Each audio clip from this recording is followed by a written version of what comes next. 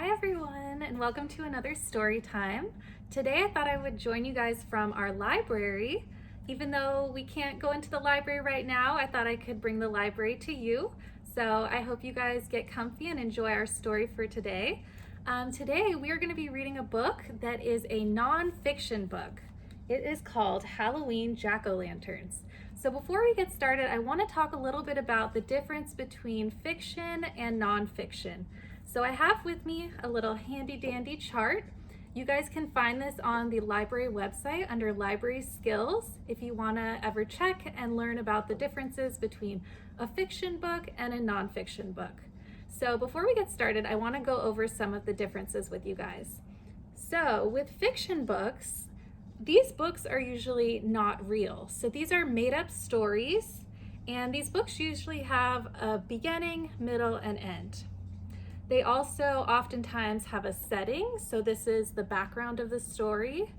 There's also characters, and there can also be a theme that takes place throughout the story. There's also events, and there's problems, and then there's solutions. There's also oftentimes illustrations, so these are the really cool drawings that you see on the pages. It also tells a story, and usually these books are really entertaining. So these are all of the characteristics of a fiction book. Now, a nonfiction book is a book that is informational. So I know that nonfiction is a really big word, but an easier way to remember nonfiction books are informational books. So these are books that give us information and we can learn new things from them.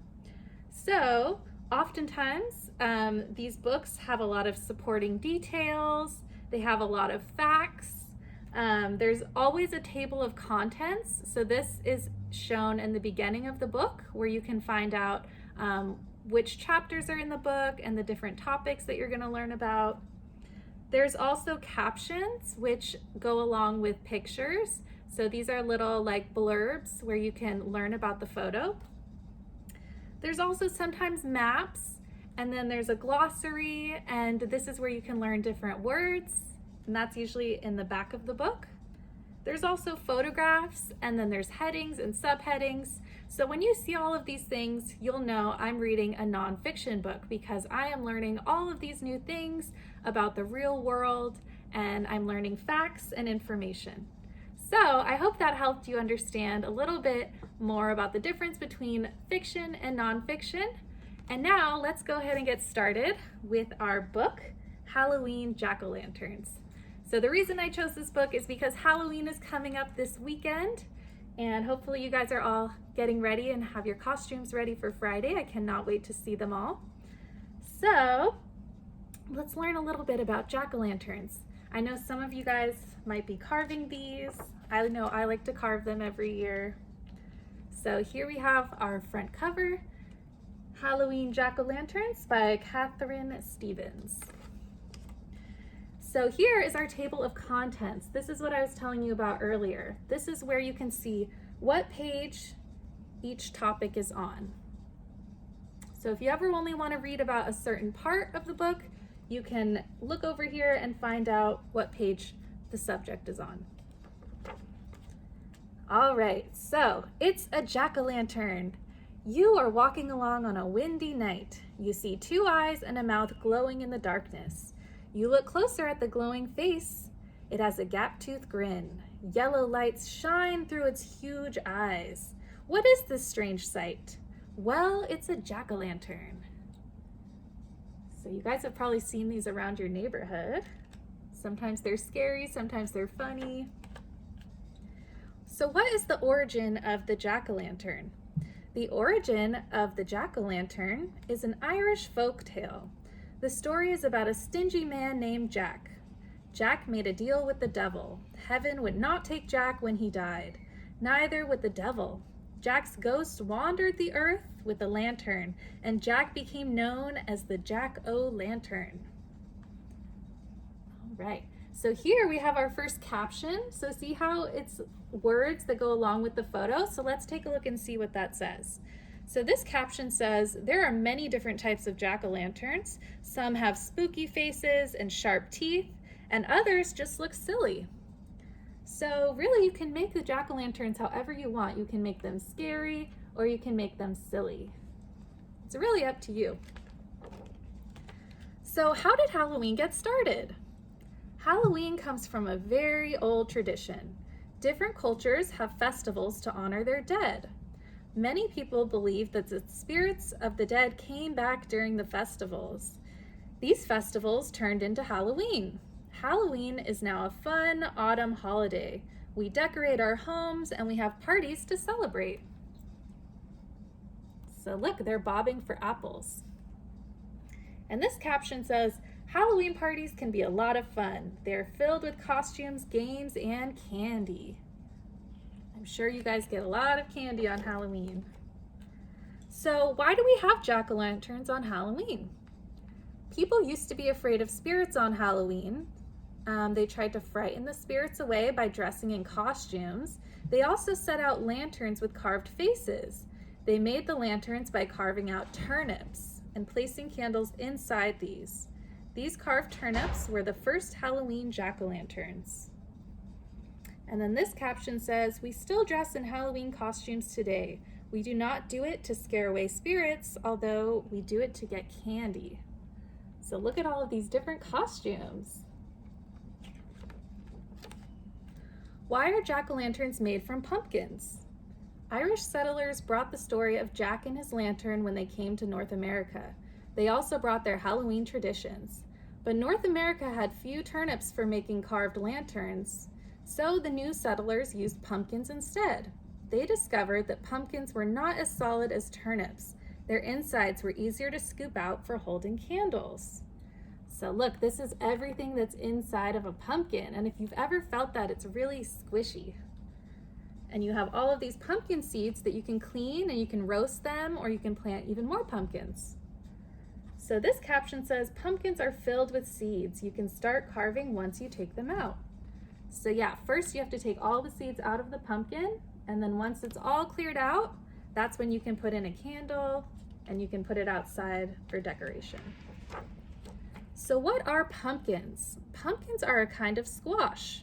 There are many different kinds of squashes. There's zucchini, there's acorn squash, these are just two examples. So pumpkins are actually the fruits of the pumpkin plant. The seeds for making dozens of new plants are inside each pumpkin. So squashes come in many sizes, shapes, and colors. Many of them are good to eat. So in this picture, we see all these different types of pumpkins. I think there's some squashes in the back here. These are some ugly pumpkins. Those are really cool. They have all these lumps and bumps on them. We have white pumpkins. We have blue pumpkins. So there's lots of different pumpkin varieties, and you can often find these at different grocery stores all around town. So how else can pumpkins be used? Ooh, look at this. So pumpkins are also very good to eat. Large pumpkins are often tough and dry, but smaller pumpkins are tasty and tender.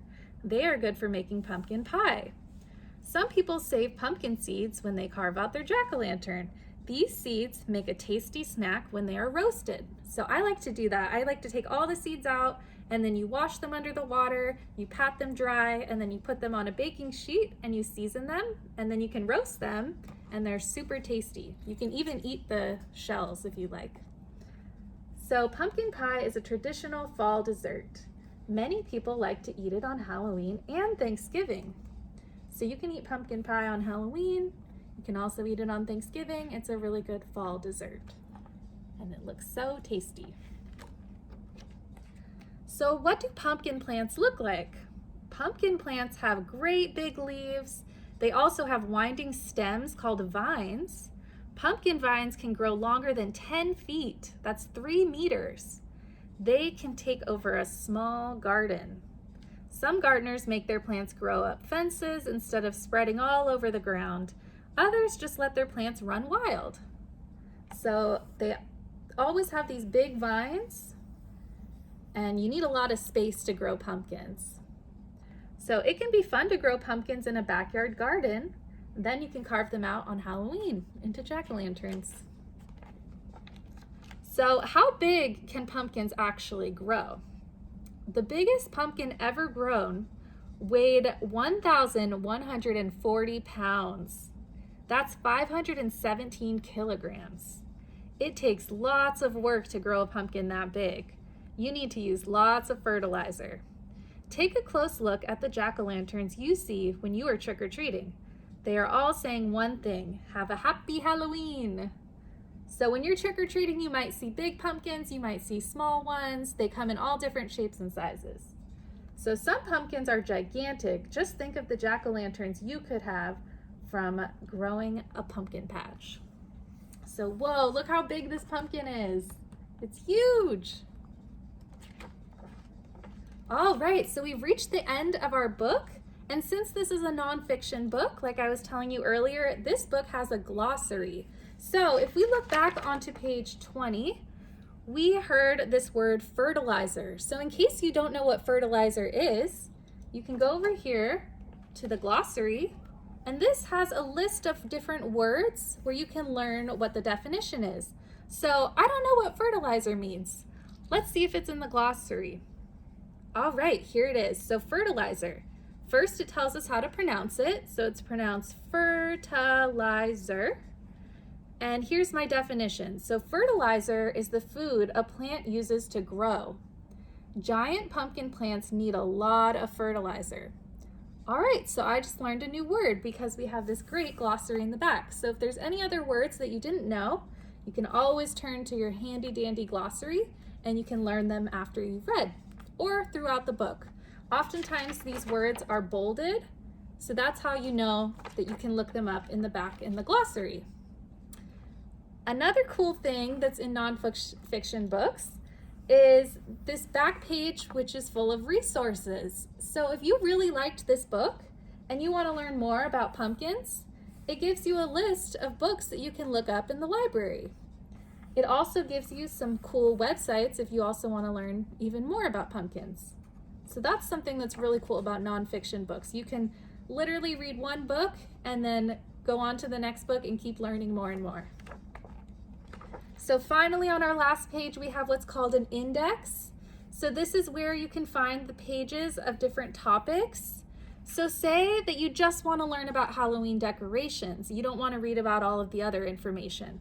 Then you can go back here to our index and you can see, oh, there's decorations, and that's going to be on page 8.